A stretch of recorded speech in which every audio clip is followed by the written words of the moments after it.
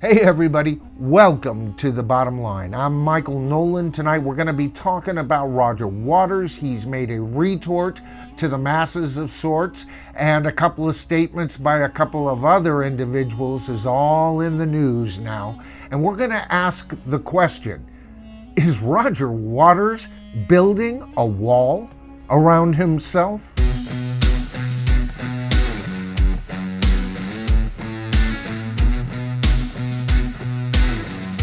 All right, so for tonight, we're going to discuss four main points in Roger Waters' statement, all right? One is that he states categorically that he is not an anti-Semite. He also makes statements concerning the uniform he wears, as well as a certain pig that some claim were floating around his concerts, and we're going to discuss how long he's been doing this, because he seems to think that that gives him a free pass. So on to point number one. I've stated it before. The man says he's not an anti-Semite, and when he explains himself, the man can be eloquent. I don't get that anything is insincere, and so I don't believe the man is an anti-Semite. He is anti-Israel, but he's not an anti-Semite. Point two, the uniform. Now, Roger Waters says it's theater. He's only playing a fictional character.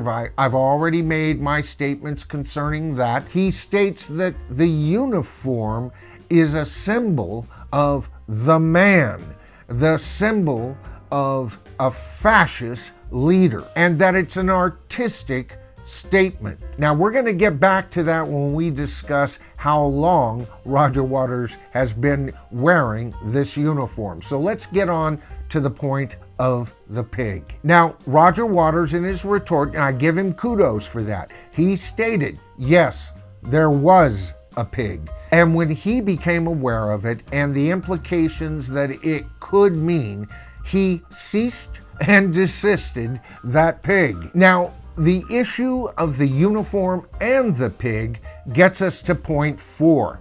Point four is that Roger Waters has stated, look, I've been doing this for 40 years, and I never got this kind of criticism.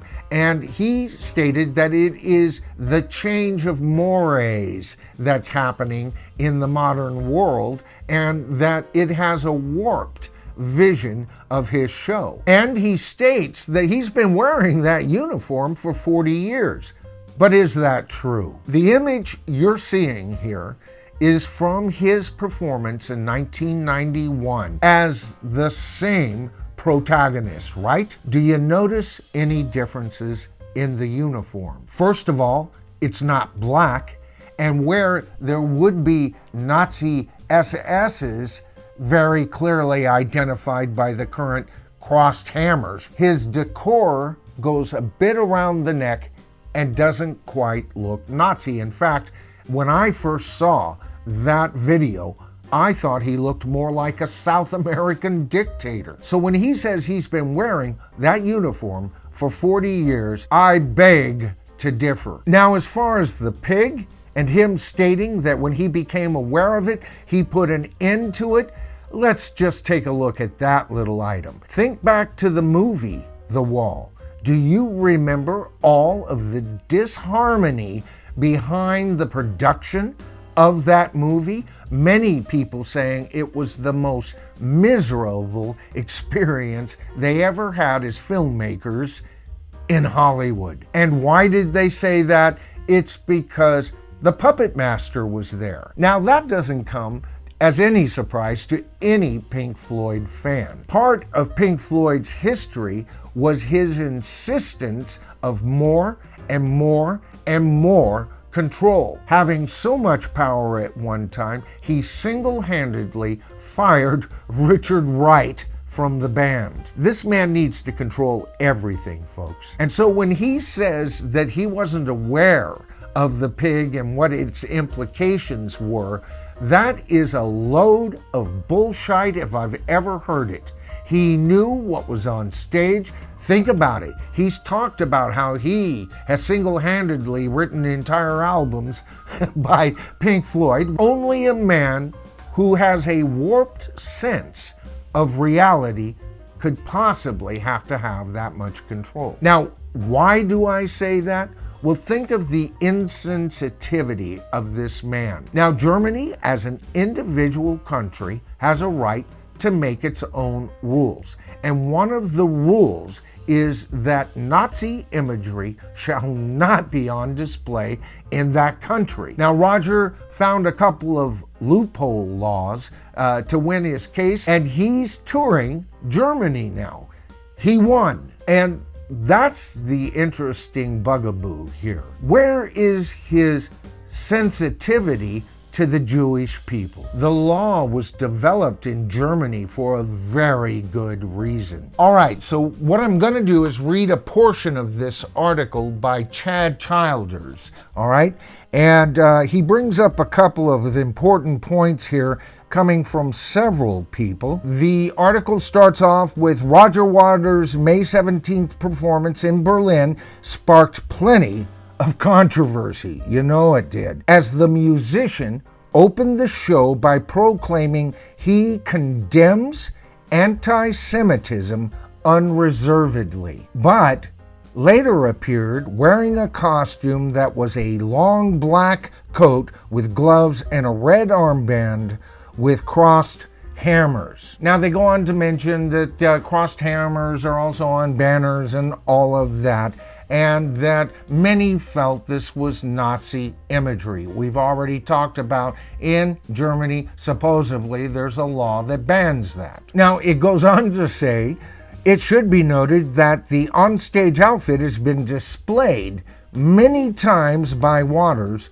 over the years, as it dates back to the 1982 film The Wall, when singer and actor Bob Geldof donned the uniform starring as Pink during the scene featuring In the Flesh. All right, so that sets the stage. I want to get down to this statement by the EU anti-Semitism envoy, Katharina von Schnurbein, and she states that I am sick and disgusted by Roger Waters' obsession to belittle and trivialize the Shoah and the sarcastic way in which he delights in trampling on the victims systematically murdered by the Nazis in Germany.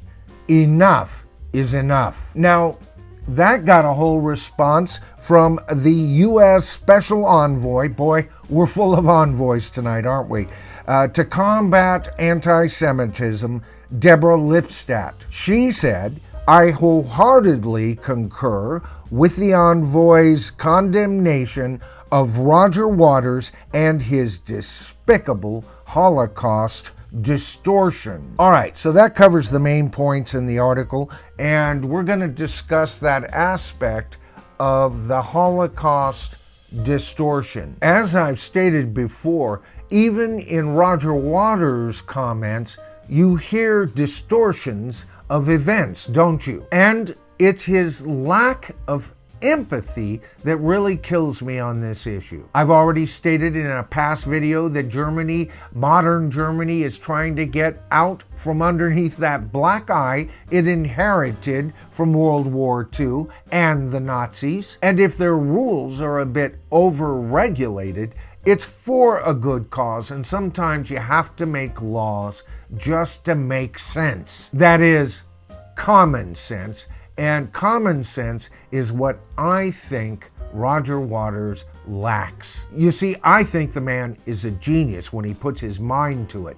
He has created some of the best rock music that has ever been created, but not only that, I truly see him as a great composer. But great composers, as history bears out, can often crawl up their own arses, can't they? And if I had my way, I'd make a law never give a rock icon a book to read, because it's been a long time since John Lennon would do that and actually have something really cool to say. But every rock star with a halfway decent IQ after him thinks that they are geniuses. And I've said Roger Waters is a genius of a composer. But as a world statesman, nah, we remember John Lennon. And Roger, you are no John Lennon. And it doesn't escape my notice that those crossed hammers are very reminiscent of a certain crossed hammer and sickle. Why do I say that?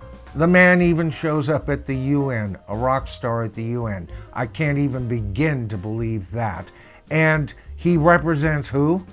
Putin. Another man, as far as I'm concerned, could be one of the people he represents on stage. But what does he do? He becomes a spokesman for Russia. He's tried that over here in the States, folks. You know, he's called every president a war criminal. It doesn't matter which side of the political aisle they're on. And when he starts talking about what Israel should do, this man wants to manipulate countries, doesn't he? That I am not for, I never will be, and that's my biggest criticism of this man. I've compared him to Bono. Bono, practically a twin to this man, and we've discussed the corruption in what he wants to do to feed the hungry.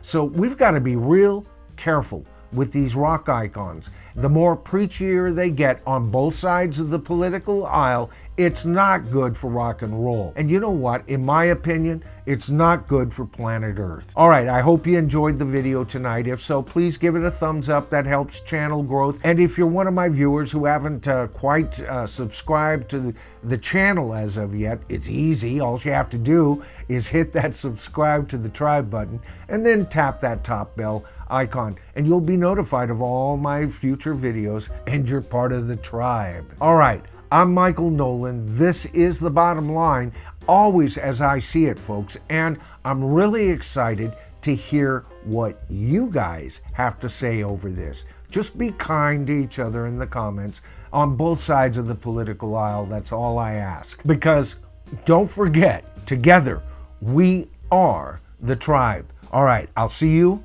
in my next video.